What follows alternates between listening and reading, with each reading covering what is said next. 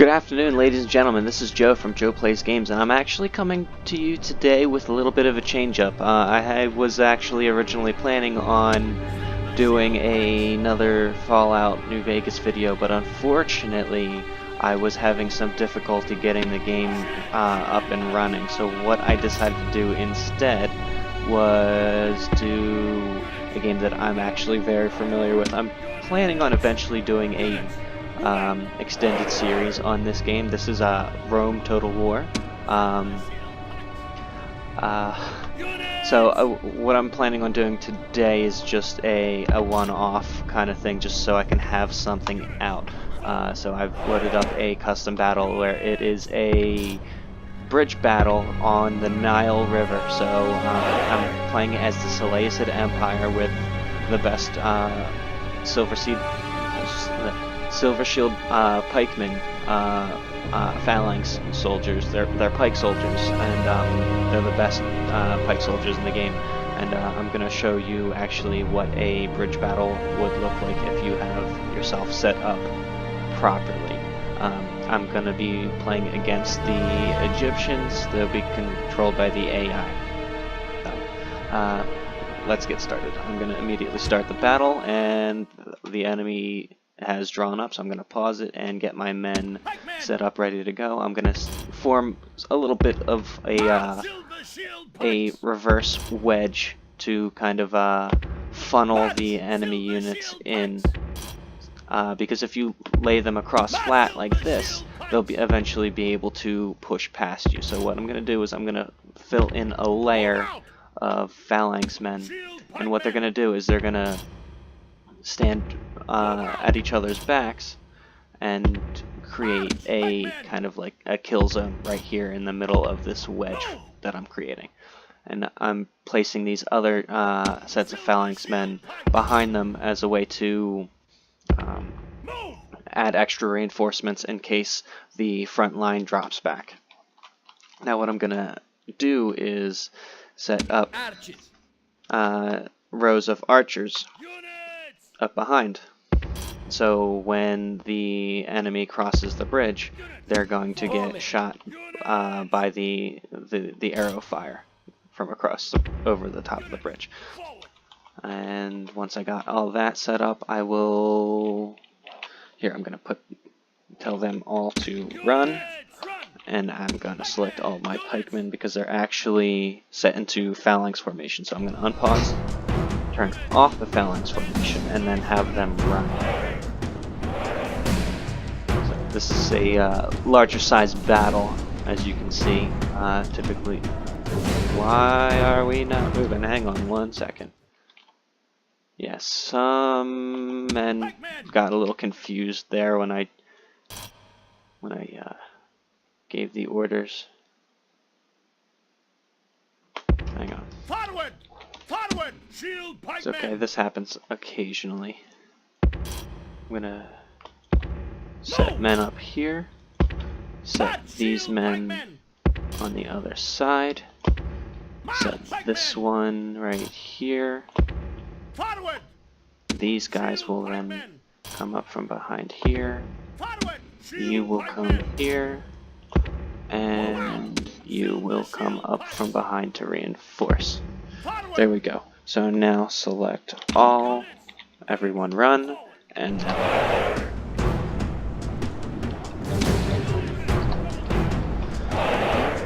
they're going to get into position while the other forces create a marching column to cross the bridge.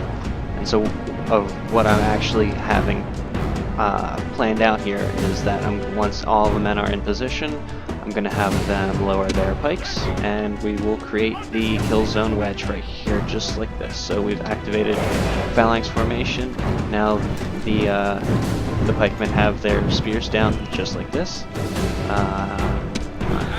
Select my archers, turn off skirmish mode so they don't run away when the enemy comes in closer. I'm actually going to bring my general up to provide the morale support. So I'll have him move up, and then have 2 units of companion cavalry behind each of the archers so they can storm across the bridge once the enemy units coming from the other side of the bridge break. I actually have the difficulty setting to hard mode right now, so the enemy will not break quite as easily as they would on normal mode. Actually, they're bringing up the Pharaoh's Bowmen on this side. So actually, let's take a look at the troop composition on the enemy side. So they have Pharaoh's Bowmen, which are one of the better ranged units that the Egyptians can train up. So their melee attack is 9, which is actually pretty solid for a ranged unit, missile attack of 10 with a charge bonus of 3, and their total defense is 12. So they got pretty stacked up armor with a rating of 7 armor. Over here they have more of the Pharaoh's Bowmen, and we have regular bowmen. So if you can see from comparison, the regular bowmen, their melee attack is 3 and their missile attack is 7, with a total defense of 2, and that's just based off of their defense skill. So let's take a look. Over here we have some Desert Axemen. Desert Axemen attack 10 with a weapon charge bonus of 4, total defense 10, which their armor rating will be 3, their defense skill is 5, and they actually have a shield which will provide them with an extra 2 defense. So armored and shields and positioning of shields make a difference. I also gave them some chariots. I gave them chariot generals, which have a melee attack of 12, a missile attack of 9, and a charge bonus of 6. There's also some Pharaoh's guards, which are spearmen. They can also form a phalanx, just like the Silver Shield pikemen can. But as you can see, their troop count is 160, which is, compared to the Silver Shield pikemen, is 240. Their attack is 12, their charge bonus is 4, and their total defense is 16, with their armor coming out to 9 points. So that's some of the troops that I gave them. They also have some light cavalry, which is attack 6, charge bonus 5 with 11 defense. And I think I also gave them, what is this? The game won't tell me because they're too far away. But these are Nubian cavalry. They're Nubian spearmen on top of horses. Over here is some regular chariots. I believe these are kind of like scythe chariots, where they'll come in with the sides on the sides of the horses and on the wheels.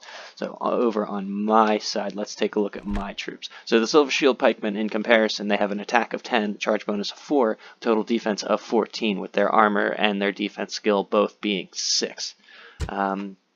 The archers have a melee attack of 3 and missile of 7, so they're comparable to those desert archers that the Egyptians run, with an armor skill or a defense skill of 2. And in the back I have my companion cavalry, which are the Seleucid Empire's more offensive-oriented top-tier cavalry. They have an attack of 10 and charge bonus of 9 with a total defense of 17, with their armor skill being 11. The other type of cavalry that the Seleucids can run is the cataphracts, and they are the 9 attack, 9 charge bonus with a total defense of 24. So they're more defensively oriented. So if you were going to be doing a city or a settlement defense, you'd probably more likely want to use some cataphracts, and if you're on an offense, you would want to use the companion cavalry because they're a little bit more powerful. So let's continue on with the action. So as for right now, I'm just waiting for them to start coming across the bridge. Right now my archers are firing down on their archers to whittle down the numbers. The Silver Shield pikemen will be able to take the arrow fire coming in from the Pharaoh's Bowmen and the regular Bowmen, respectively, because of their armor will actually absorb all that damage. Oh, and let's take a look at my my general as well.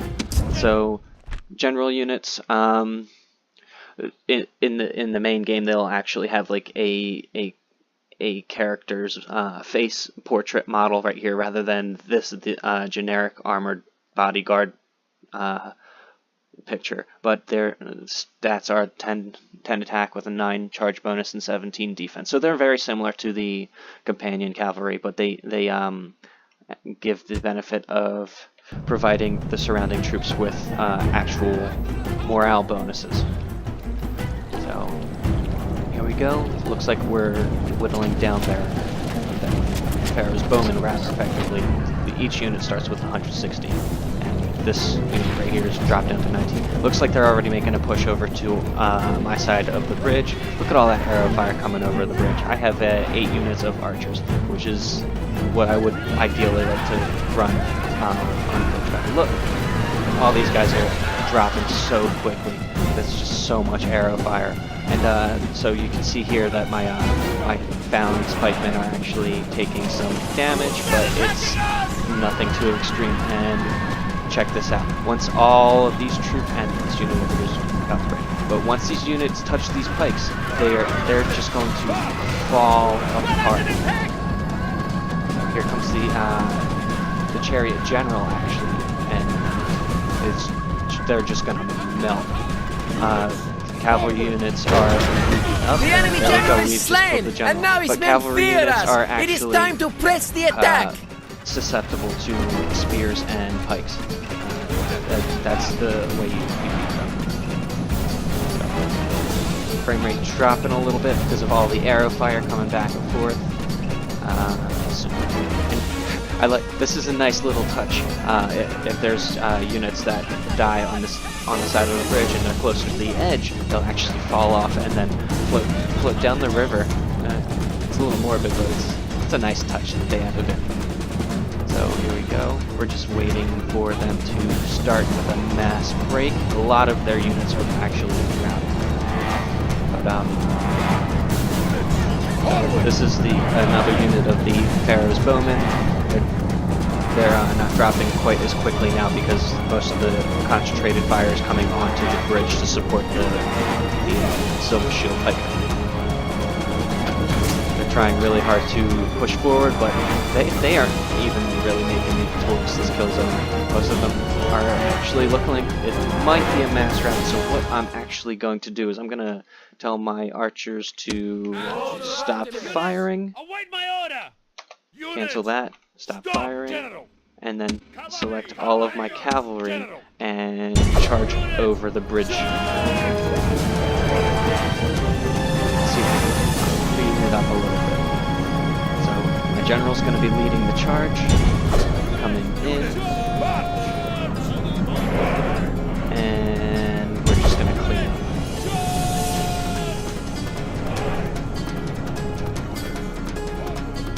So as you can see, all of these units are routing, and once they start routing, they run away, and you can actually kill them much quicker. All it really takes is just running into them. Here we go. I'm gonna actually charge into this wedge of desert cavalry as well.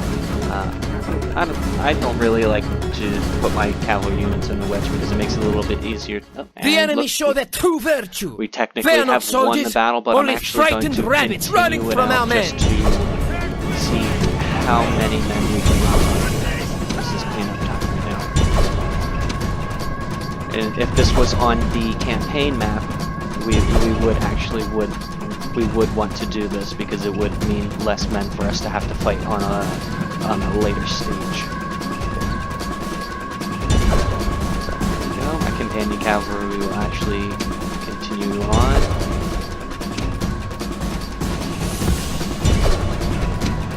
Giving them commands and attack them. I'm actually trying to get all the way down here as many of these troops as I can before they reach the edge of the map, and you can't select them as a viable target anymore. So you actually go for him, and for him, and go for this guy.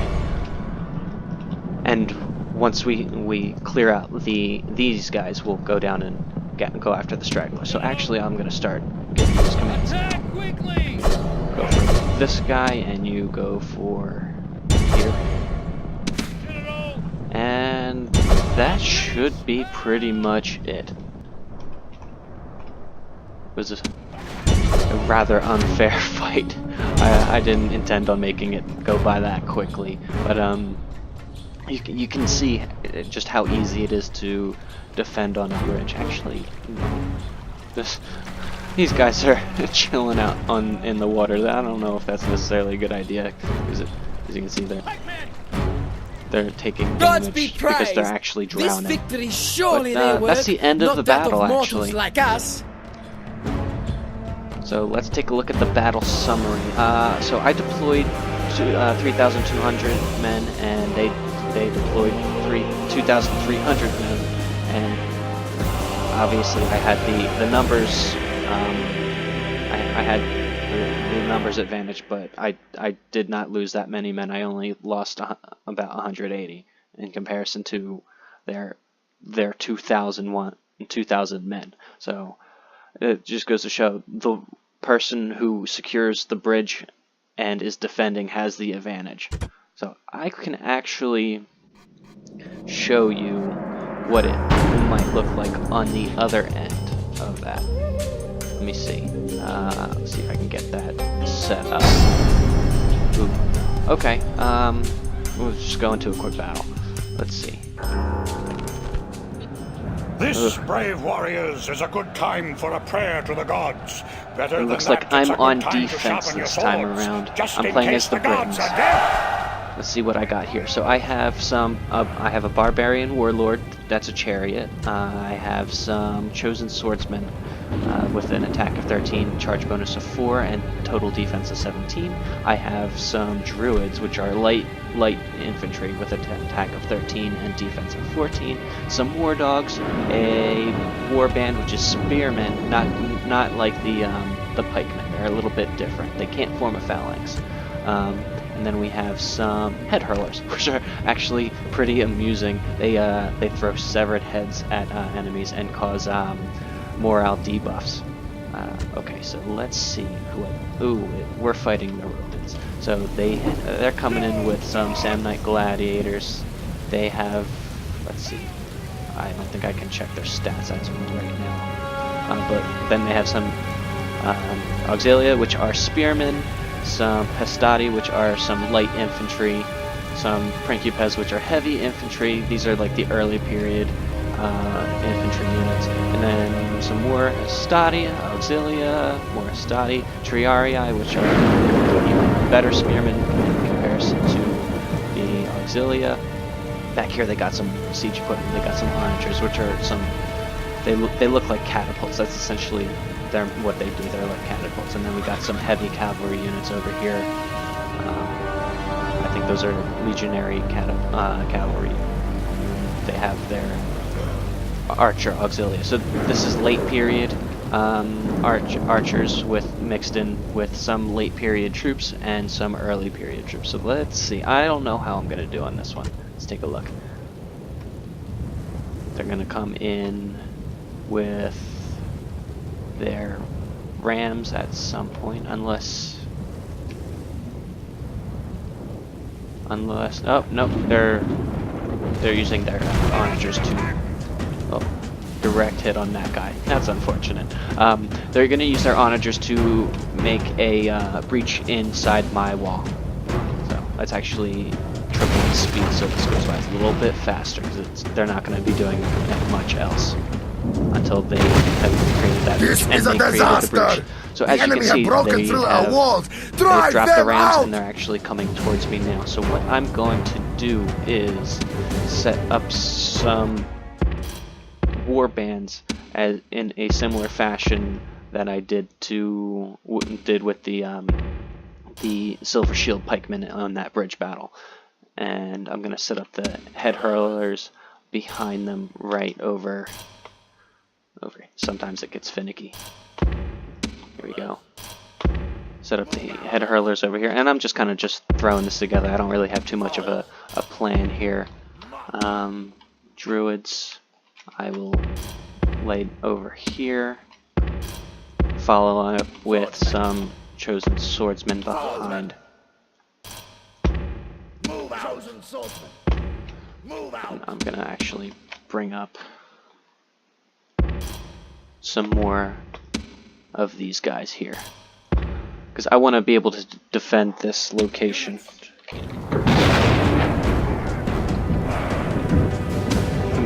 move my my general back too. I don't want him to die. They're coming in quickly. So actually what I'm gonna do is I'm gonna select all of my war dogs and release the dogs. So that'll cause some morale debuffs as well. No, I told you to get back. Go this way. I'm gonna set actually all of my...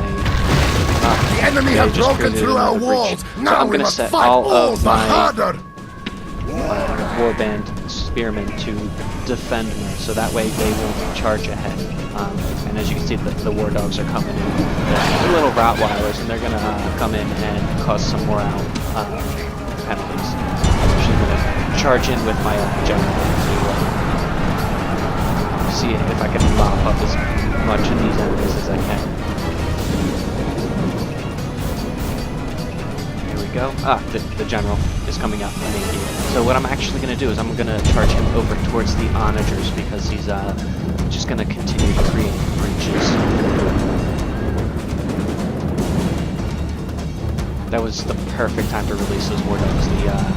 The enemy soldiers did not expect that. Come in on these onagers.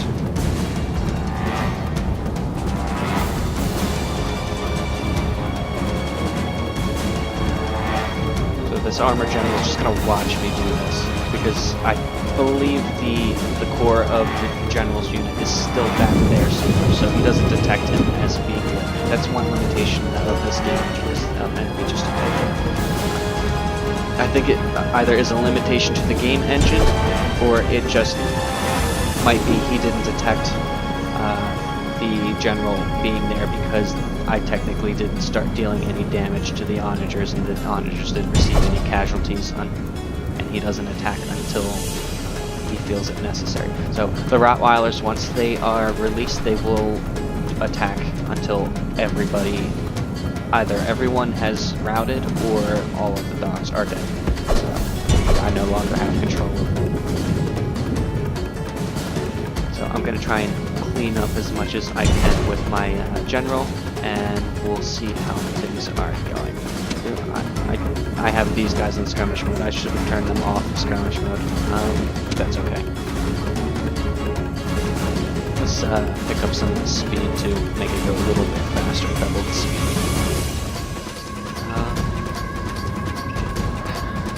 I realize this probably looks like just a bunch of little ants running around on the screen, but I'm going to try and commentate this as best I can. It looks like a lot of these units are routing, except for this general, man. This general does not want to break, but now it looks like all of the war dogs are coming in and attacking the horses, so he's going to start, and there he goes, he's breaking. But there's another general coming up this way trying to rally his troops. But I'm actually going to come in and try and clear out these guys. What I'm actually going to do is I'm going to select all of my chosen swordsmen and have them charge them as well. And it looks like the unit that I gave orders for the general to attack have left the field, so he's going to... hang on. Yeah. Sometimes that happens, where there's some units in that unit have already escaped, and then they'll target the center of mass, but if the center of mass has already left the battlefield, they'll actually run up to the edge of the battle map. That's definitely a limitation of the game engine.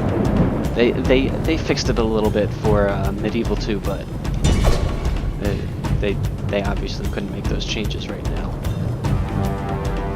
This game is actually a game that came out in 2005, I believe. So it's a little bit older than most games that I typically play. But I love this game. I absolutely adore it. It's one of my favorites. I have about 200 and... The enemy flee from the field like frightened goats. Hunt them down and slay them all. But yeah, I have about 230 total hours played on this game. So I obviously and really enjoy playing this game, and I actually just killed the general. Sweet. Alright, and it looks like we're just wrapping things up. I don't usually play as the barbarian factions. I like to either play as the Romans or one of the Greek Hellenic factions, like the Seleucids. The Seleucids are actually my favorite faction to play as, because they get access to the best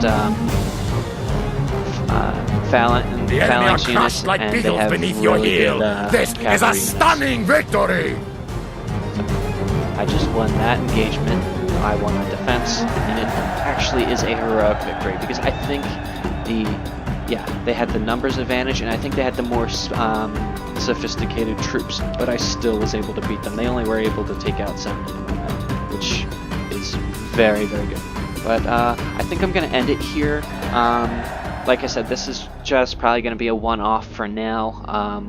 I'll try and figure out what's going on with Fallout New Vegas, but in the meantime, I've been Joe. This has been Joe Plays Games, and you were watching Rome Total War. Thank you very much for watching, and I'll see you next time. Goodbye.